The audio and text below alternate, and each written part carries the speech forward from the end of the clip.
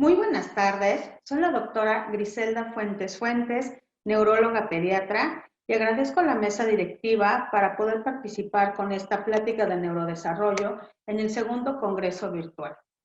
Es muy importante que cuando hablamos de neurodesarrollo, estamos hablando de procesos de cambio, y eso sucede cuando el niño aprende a dominar diferentes niveles. Y estos niveles cada vez se vuelven más complejos con respecto a movimiento, pensamiento, sentimientos y las relaciones hacia los demás. Este neurodesarrollo se va a producir cuando el niño va a interactuar con las personas, con los objetos y otros estímulos en el ambiente, ya sea de manera biofísica, social, y evidentemente va a aprender de ellos. Por lo tanto, cuando nosotros llevamos como padres a nuestro niño con un experto, el médico pediatra, el médico de primer contacto, no nada más a valorar su crecimiento, que se va a ver reflejado en el incremento de peso, talla y perímetro cefálico, sino también en la adquisición de estas nuevas habilidades, y por ello es muy importante conocer todos estos procesos. ¿Qué es lo que nosotros hacemos? Bueno, verificamos cómo estos reflejos primarios se van a ir integrando con otros mucho más complejos. Esto va a dar lugar a la maduración del funcionamiento cerebral y al aprendizaje. Y este aprendizaje va a surgir a través de la organización de la información recibida y la integración con la experiencia previa. Por eso es muy importante tener un ambiente adecuado que permita un buen desarrollo en nuestros niños. Por lo tanto, el niño va a ser capaz de generar respuestas que le permitan adaptarse a su medio y posteriormente lograr otras más complejas de acuerdo a las demandas personales, sociales y familiares. El neurodesarrollo sabemos que tiene una estrecha relación con la genética y el ambiente, y este ambiente tiene que ser adecuado para que estimule de manera correcta al niño y que también cuente con una afectividad, ¿no? Y entonces esto lo vemos desde recién nacidos, cuando se da el contacto piel a piel, cuando damos o favorecemos la lactancia materna, y todo esto son estímulos que van a favorecer el correcto neurodesarrollo de nuestros pacientes. Tanto la genética como el ambiente van a influir decisivamente en la mayor producción de las conexiones cerebrales que les denominamos sinapsis, y estas a su vez van a integrar las funciones cerebrales. ¿Qué factores pueden afectar el neurodesarrollo? Bueno, ya comentamos que tanto factores genéticos como ambientales, y entonces vamos a dividirlos en factores biológicos, en donde vamos a contar todos los antecedentes que se dan desde que la mujer decide embarazarse, todo lo que sucede durante el embarazo y posterior al embarazo. ¿Qué edad tiene la madre? ¿Con número de embarazo? ¿Su estado emocional? Si tuvo alguna enfermedad durante el embarazo, infecciones de vías urinarias, si el bebé nació antes de tiempo, si tuvo dificultad para adaptarse, si le faltó oxígeno, si tuvo que ser hospitalizado en una unidad de cuidados intensivos, si tuvo alteraciones hidroelectrolíticas o metabólicas como la hipoglucemia, y todo esto va a ir sumando factores de riesgo que pudieran afectar a corto, mediano, largo plazo este neurodesarrollo. Y como ejemplos de factores ambientales, pudiéramos hablar de la correcta estimulación que va a recibir estos pacientes, la afectividad, las normas de educación, figura de autoridad, los límites, las rutinas y todo lo que son estos factores culturales, sociales y familiares que son totalmente individuales en cada una de nuestras familias.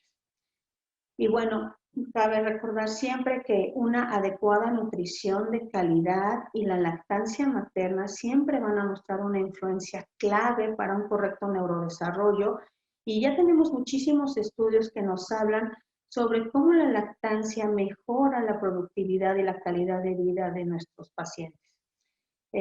Hay algunos estudios que demuestran que hay una asociación positiva de la dosis-respuesta, es decir, de la duración de la lactancia materna con el cociente intelectual.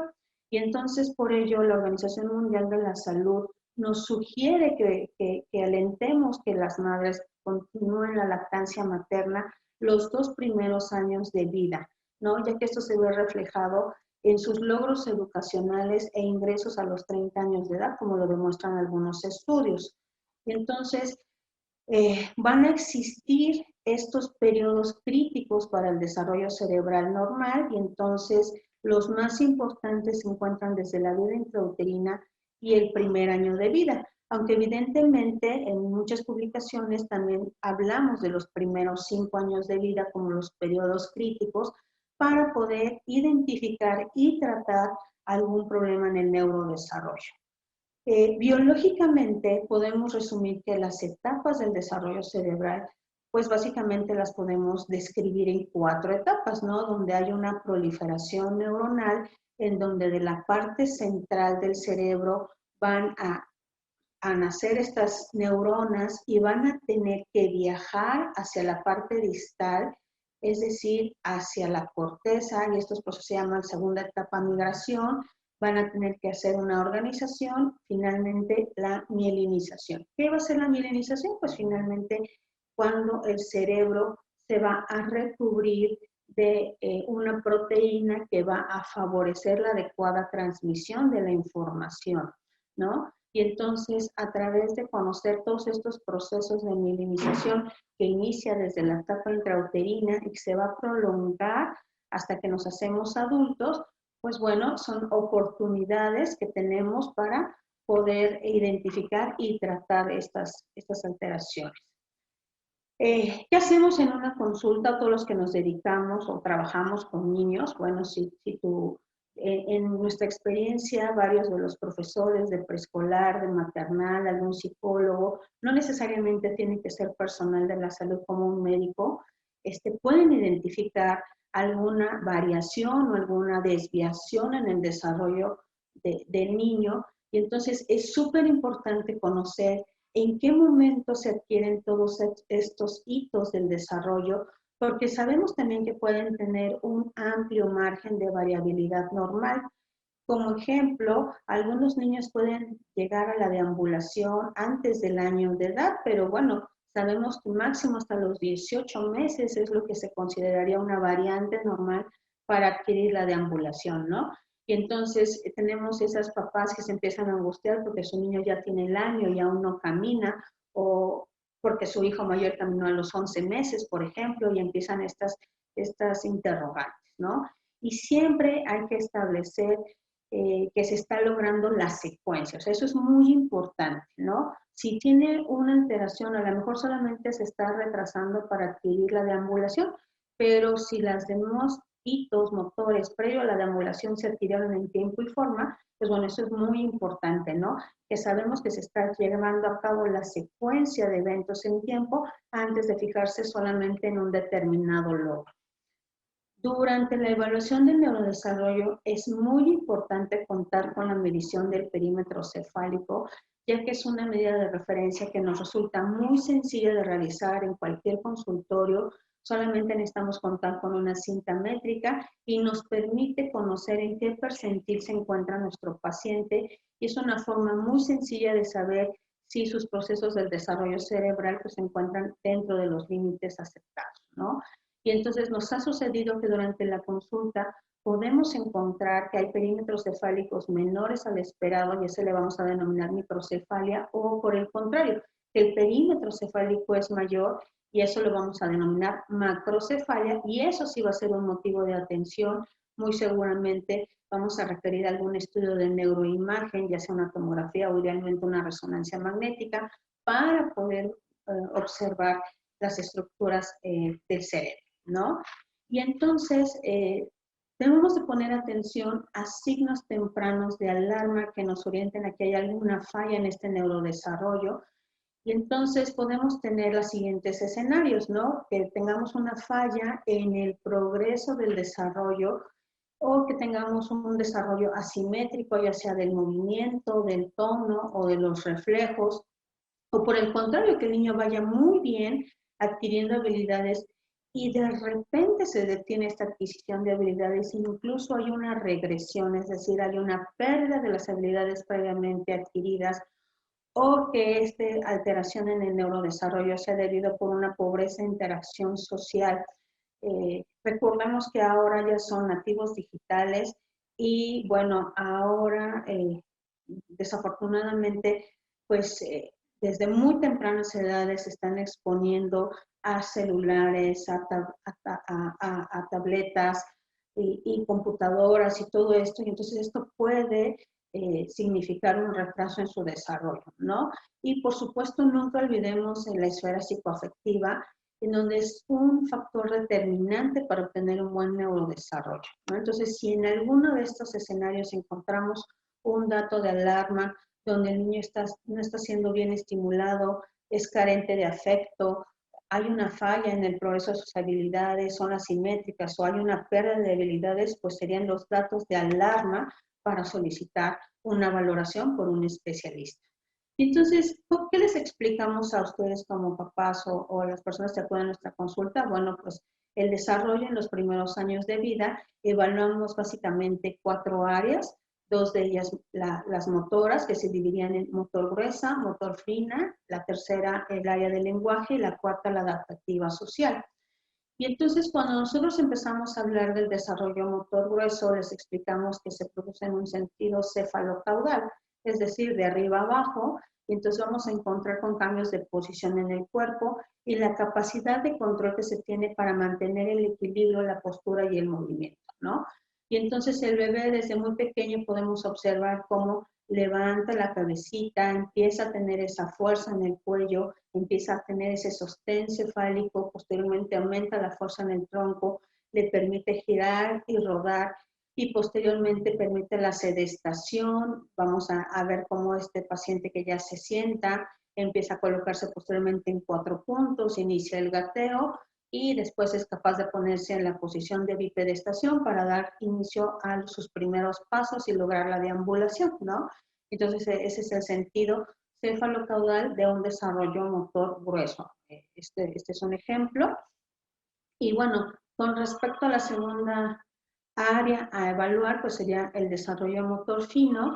Este se lleva en sentido próximo distal y siempre va a estar relacionado con el uso de partes individuales del cuerpo, como en este caso sería el uso de sus manos, de sus dedos, cómo hace la prensión, la pinza fina, la pinza gruesa y todo esto que hacemos durante la consulta donde corroboramos que este niño tiene una adecuada coordinación ojo-mano, ¿no? Eso es algo súper importante porque lo que evaluamos es su capacidad para poder realizar actividades, cómo poder tomar los juguetes, manipularlos, agitarlos, dar palmaditas, taparse los ojos o destapar objetos que uno ya previamente tapó, enroscar, destapar algún objeto, abotonar, atravesar algún hilo o estambre, y así nos vemos cómo hacemos estas evaluaciones con actividades de mayor complejidad hasta que el niño logra tener o acceder a la escritura, ¿no? Y entonces es así como nosotros vamos valorando esta adquisición en el desarrollo motor fino. Y entonces, ¿qué podemos encontrar como posibilidades en variaciones o trastornos en el desarrollo motor? Bueno, que el niño tenga un retraso en la adquisición de estas habilidades motoras o que de verdad estemos ante un verdadero trastorno motor neurodegenerativo, como estas enfermedades en donde los niños se va observando que van teniendo un rezago en la adquisición de las habilidades y que sí necesitamos de un protocolo diagnóstico para saber qué está sucediendo con ellos. Podemos tener trastornos motores de origen central, como es esto, por ejemplo, aquellos niños que a lo mejor fueron prematuros, tuvieron alguna hemorragia, tuvieron alguna secuela o tuvieron algún tumor, algún infarto, alguna hemorragia después de un accidente, un traumatismo craneoencefálico y queda una lesión estructural en su cerebro y posteriormente a ello hay cambios en el tono, hay espasticidad, debilidad, alteraciones en la marcha o dificultad para mover una extremidad, ¿no? Entonces, estos serían los trastornos motores de origen central o que sean trastornos motores de origen neuromuscular, como enfermedades que afectan al nervio periférico, músculo y la unión neuromuscular, ¿no?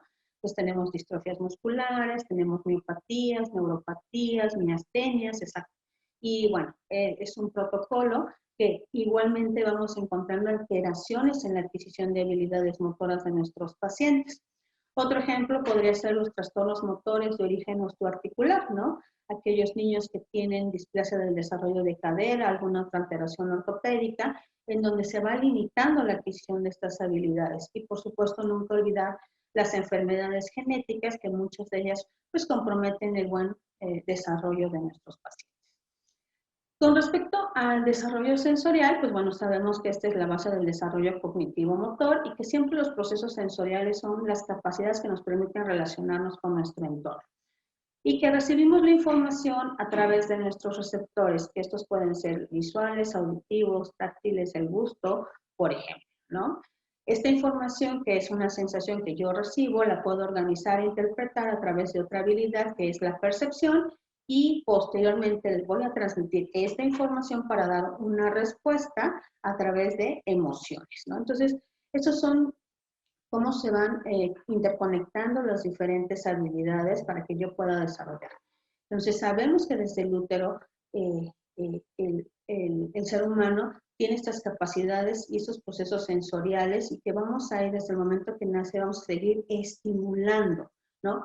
Por eso es muy importante el contacto piel con piel, favorecer la lactancia materna y ahorita vamos a dar algunos ejemplos, ¿no? Y con respecto al desarrollo del lenguaje, pues sabemos que también hay diferentes etapas. En un inicio podemos hablar de un lenguaje gestual, donde el bebé tiene una recepción por la vía visual y hay emisión a través de gestos o muecas faciales y manuales. Esto principalmente se da durante el primer año de vida. Se va a seguir a través de un lenguaje verbal, en donde la vía de recepción va a ser la auditiva y la emisión va a ser a través del habla, ¿no? Y esto sucede entre el 1 y 5 años de vida, en donde este bebé va a dar sus primeras palabras, sus primeras frases, hasta que deja de ser preescolar para dar inicio al lenguaje escrito cuando cumpla los 6 años, donde la vía de recepción visual va a ser a través de la lectura y la emisión a través del lenguaje escrito, que sería la escritura, ¿no? Y entonces esto es muy importante de cómo este proceso del lenguaje se va a ir desarrollando y entonces es como vamos a ir evaluando. Entonces, les decimos a los papás que cuando los niños tienen algún problema de lenguaje, pues hay que hacer intervenciones muy tempranas para corregirlos e identificar la causa, porque definitivamente un chico que pueda tener un problema de lenguaje tendría el riesgo de tener un problema de aprendizaje, ¿no? Porque no había otra manera. Y bueno, para la adquisición del lenguaje, pues también es muy importante cuando hacemos este abordaje, pues muchas veces también necesitamos un equipo multi e interdisciplinario, ¿no? Y entonces muchas veces nuestros pacientes tienen que ser evaluados por foniatra audiólogo para descartar que no haya alguna alteración sensorial, en este caso una hipoacusia, ¿no? Sabemos que los órganos de la respiración, como los pulmones, los músculos costales y el diafragma, son necesarios para la emisión de los sonidos, así como los órganos de la foneación, como la laringe y las cuerdas vocales para la producción de la voz, los órganos de la resonancia, como está la faringe, la boca, las fosas nasales que modulan el tono de los sonidos, y los órganos de la articulación, como el paladar, la lengua, mandíbula, labios y dientes, que van a modular el tono de la voz, ¿no? Y entonces todo esto es lo que nosotros hacemos en la consulta, hacemos una exploración, vemos que todas esas estructuras estén bien, que no haya ningún problema. Y entonces, continuando con nuestra evaluación, hay que hacerla siempre con la edad cronológica.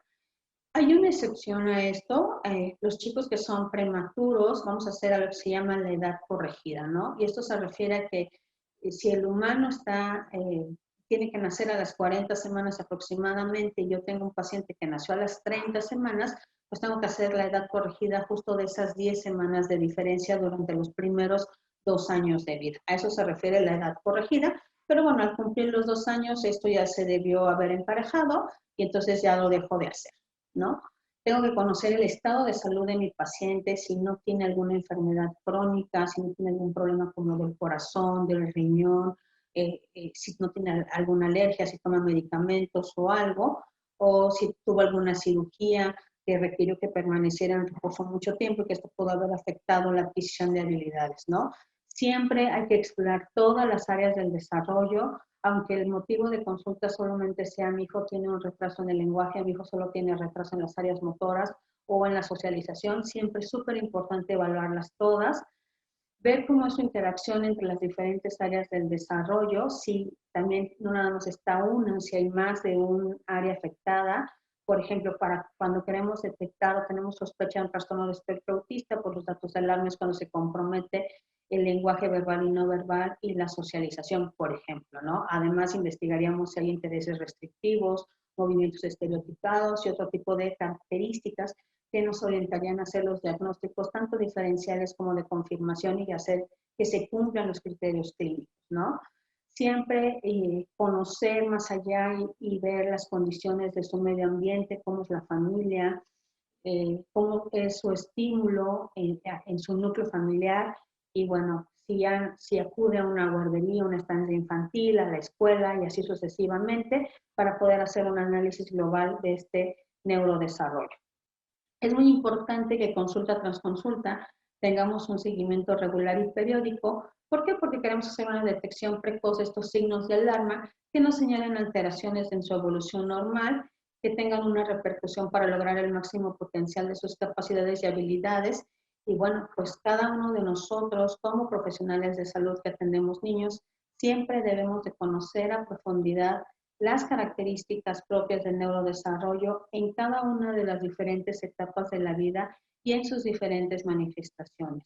Y entonces esto es muy importante, papá, mamá, si tú observas o ves que tu niño tiene algún retraso en alguna habilidad, no dudes en comentarlo con tu pediatra, con tu médico.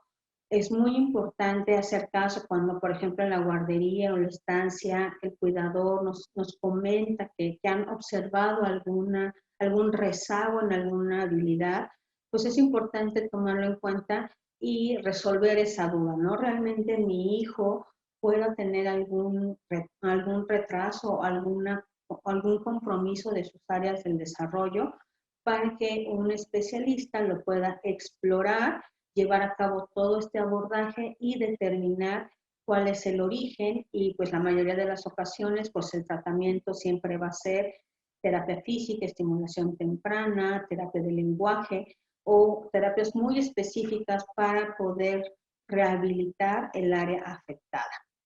Siempre lo más importante va a ser el diagnóstico precoz, permitir la rehabilitación, mejorar las capacidades adaptativas y conocer los recursos de los sistemas de salud y educativos disponibles para estos pacientes, ¿no?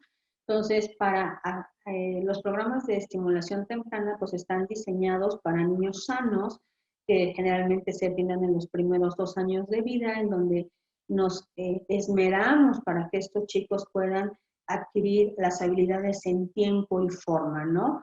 Aquellos chicos que sí ya se están diagnosticando con un verdadero trastorno del neurodesarrollo, un retraso en su neurodesarrollo, bueno, ellos son candidatos a iniciar programas de intervención temprana que son individualizados y entonces se van formando metas con los rehabilitadores y vamos a ir evaluando los avances consulta tras consulta. Algunos van a requerir quizá algún medicamento para mejorar el tono muscular, algunos van a requerir más sesiones de terapia que otros y así sucesivamente, ¿no? Y entonces la intención es que siempre se identifique si hay algún problema en el neurodesarrollo y pues una vez que lo identifiquemos hacer el correcto diagnóstico. Pues con esto concluyo, doy gracias por su atención y quedo a sus órdenes. Muchas gracias.